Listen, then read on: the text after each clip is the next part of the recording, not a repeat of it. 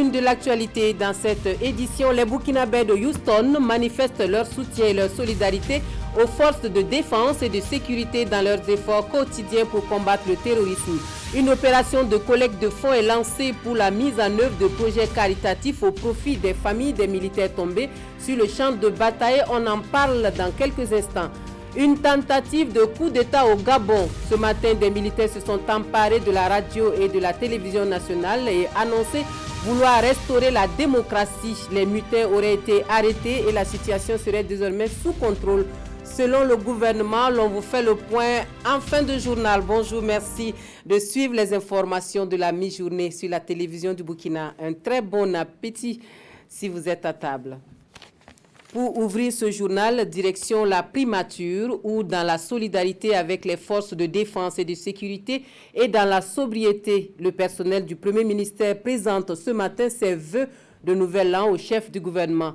L'occasion est parfaite pour faire le point des activités de l'année écoulée et prendre des engagements pour un nouveau départ. La cérémonie a lieu en présence de Oscar Soulama et Tanga Kafando.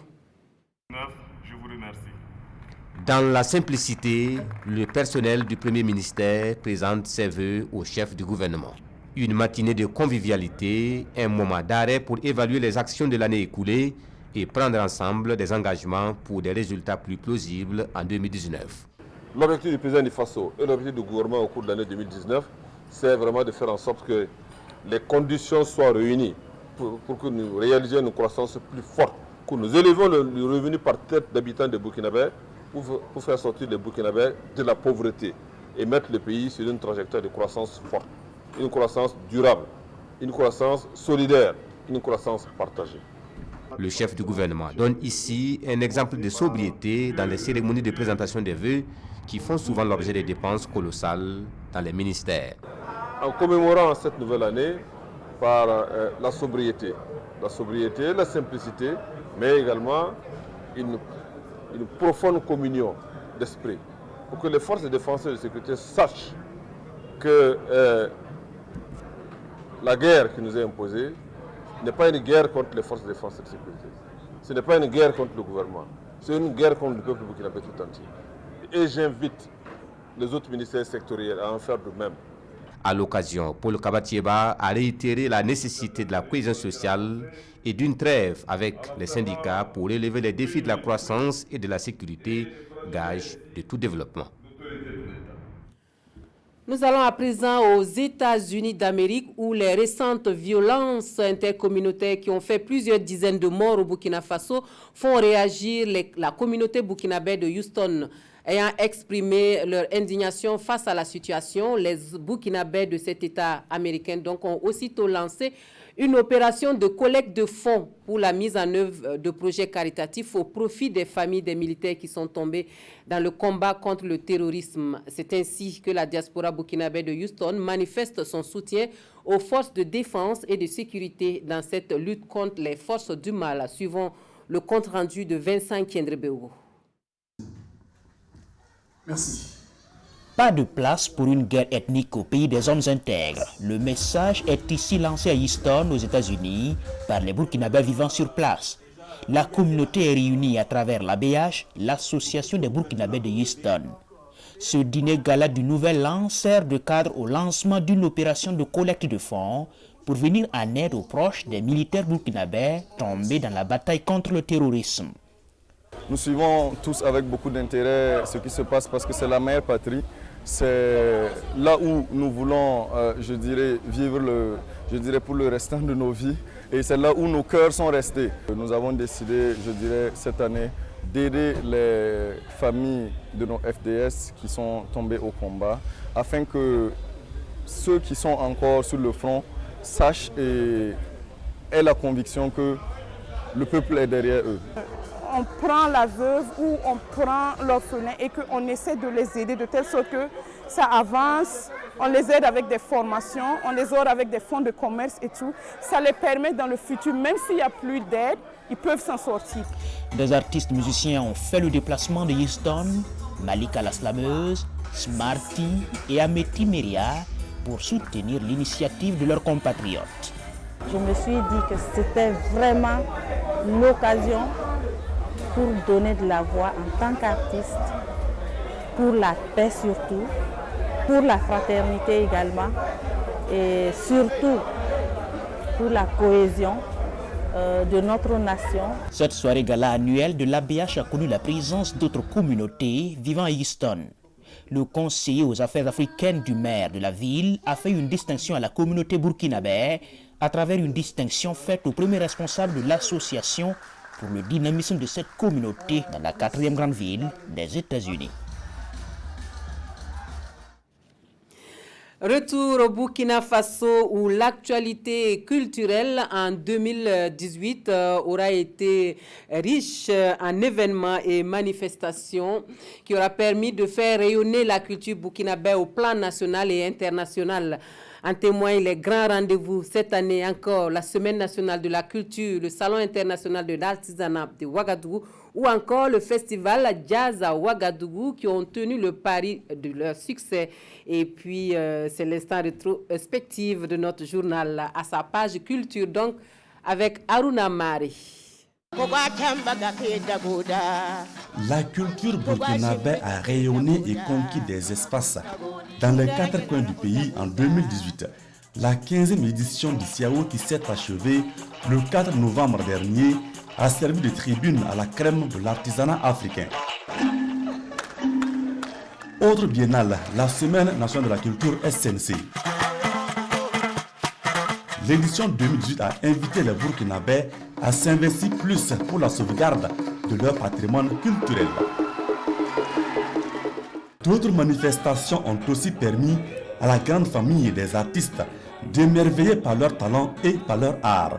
Le Festival des arts et des masques de Dodougou, les nuits atypiques de Koudougou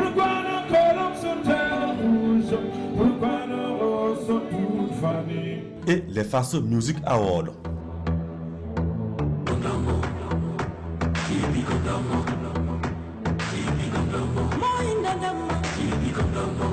En 2018, le charme et la beauté ont été aussi placés sur un piédestal au concours Miss Université. D'autres événements culturels comme le festival Rendez-vous chez nous et Jazz à Ouaga ont tous servi de tribune aux expressions artistiques. En musique, 2018 a enregistré de nouvelles œuvres comme celle de Floby,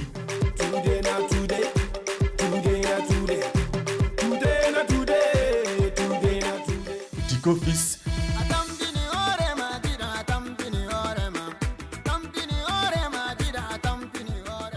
Don Sharp de Batero. Je viens de là où l'on parle à la terre et à l'air, où l'eau et les arbres rappellent que les morts, même morts, les morts ne sont jamais partis. Et de l'octogénaire Yiri Lengani.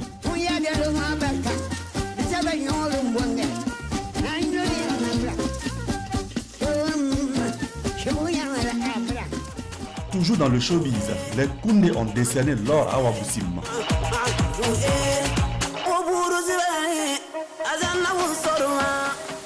Cependant, la mort a frappé dans les rangs de la grande famille des acteurs culturels en 2018.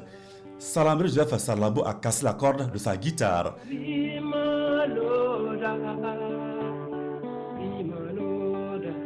La faucheuse a aussi emporté à jamais le maître Idrissa Ouedraogo et Missa Ebié au moment où se profile à l'horizon le cinquantenaire du FESPACO.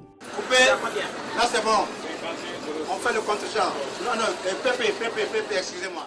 En quête d'un troisième étalon, le Burkina Faso invite tout de même les acteurs à interroger la mémoire du cinéma africain afin de lui assurer un meilleur avenir. Et c'est une année 2019 que l'Union des groupes bibliques du Burkina Faso veut placer sous le signe du leadership exemplaire. Des jeunes élèves et étudiants qui ont en commun l'étude de la Bible et le partage de l'Évangile affichent leur ambition d'être des modèles pour la jeunesse burkinabé. Ils se sont donné rendez-vous à Tinkodogo pour une réflexion sur les codes de la bonne conduite à adopter pour être des exemples à suivre. Reportage Aruna Kabore, Rasmata Ouedraogo. Des centaines d'étudiants et élèves venus des 13 régions du Burkina à l'épreuve de l'édification spirituelle par la prière et l'étude biblique. Connaître Christ et le faire connaître, Telle est la vocation de l'Union des groupes bibliques du Burkina, réunie ici en Conseil général.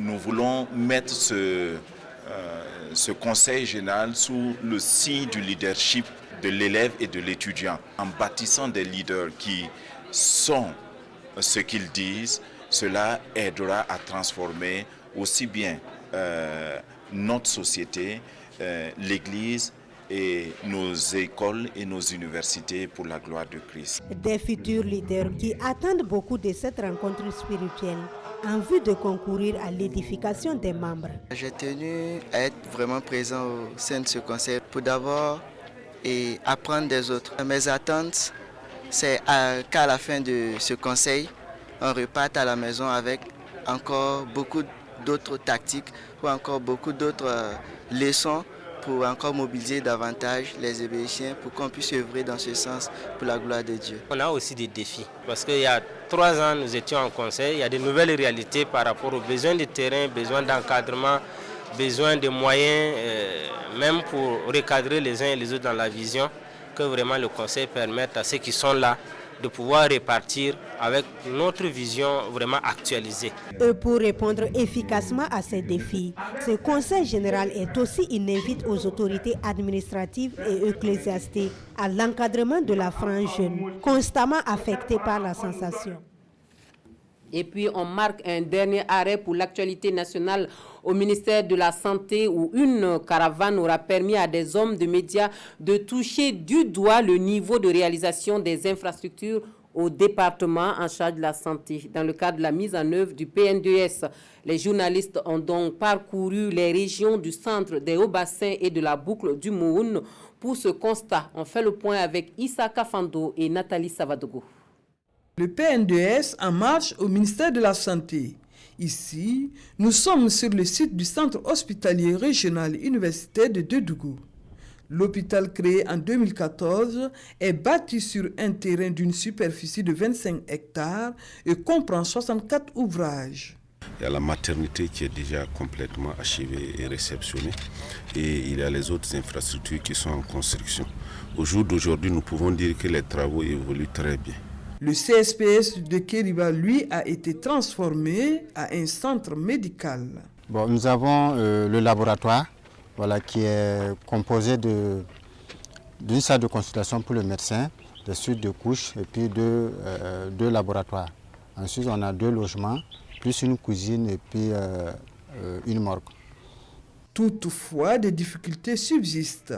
La maternité construite en 1979 accueille de nos jours 70 accouchements en moyenne par mois.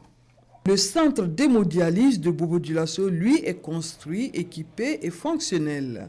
Seul bémol, le manque de clôture. Après les Hauts-Bassins et la boucle du Moun, les journalistes ont également visité les infrastructures réalisées ou en cours de réalisation dans la région du centre. Ici, nous sommes au centre de cancérologie de Tengango, un centre prévu être un institut national de traitement et de recherche d'envergure nationale et même sous-régionale, selon le coordonnateur du projet. Donc aujourd'hui, nous sommes à un taux d'exécution de 57%. Donc nous avons pour échéance d'ici fin mai. Voilà, toutes nos excuses pour cet élément qui se termine en queue de cheval. Hors de chez nous, ce lundi, une situation confuse. Donc, ce lundi 7 janvier au Gabon, des militaires ont pris le contrôle très tôt ce matin de la radio et télévision nationale. Plusieurs signes font alors penser à une tentative de coup d'État. Dans un discours prononcé par un lieutenant, le groupe dénonce le message à la nation du président du Gabon délivré le 31 décembre dernier au Maroc où il se trouve donc pour une convalescence. Et ce groupe dit vouloir mettre en place le Conseil national pour la restauration de la démocratie. Le groupe d'intervention de la gendarmerie nationale va alors prendre les choses en main et les mutins sont arrêtés. Mais que s'est-il passé exactement? Suivant quelques éléments de réponse. Je suis le lieutenant Ondo Biankelibé, commandant adjoint à la compagnie. Au Gabon, le gouvernement assure avoir la situation sous contrôle après que des militaires ont lu ce matin un message à la radio nationale dans une apparente tentative de coup d'État. Les autorités évoquent un commando de 5 militaires, 4 d'entre eux ont été arrêtés, le 5e est en fuite. Les soldats avaient appelé le peuple à se lever, dénonçant des institutions illégitimes et illégales. Ils ont annoncé la mise en place prochaine d'un Conseil national de restauration afin de pallier l'absence du président Ali Bongo Ondimba, qui a effectué sa première apparition publique le 31 décembre après avoir été victime d'un AVC il y a plus de 2 mois lors d'un déplacement en Arabie Saoudite.